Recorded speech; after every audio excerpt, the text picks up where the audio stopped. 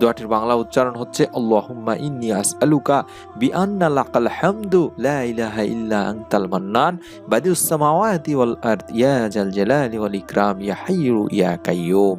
অত্যন্ত পাওয়ারফুল, গুরুত্বপূর্ণ একটি দোয়া। আমাদের কাছে অসংখ্য দিনী ভাই বোন বলেছেন এই দোয়ার আমল করে আল্লাহ তাআলা তাদের মনের নেক আশা পূর্ণ করে দিয়েছেন। এই দোয়াটিতেই বলা হয়েছে, হে আল্লাহ, আমি তোমার কাছে প্রার্থনা করি, তুমি তো সব প্রশংসার মালিক, তুমি ছাড়া কোনো উপাস্য নেই, তুমি দয়াশীল, তুমি আকাশসমূহ ও পৃথিবীর একমাত্র সৃষ্টিকর্তা। হে মহান সম্রাট ও সর্বোচ্চ মর্যাদার অধিকারী, হে চিরঞ্জীব, হে সর্বময় সর্বক্ষমতার অধিকারী।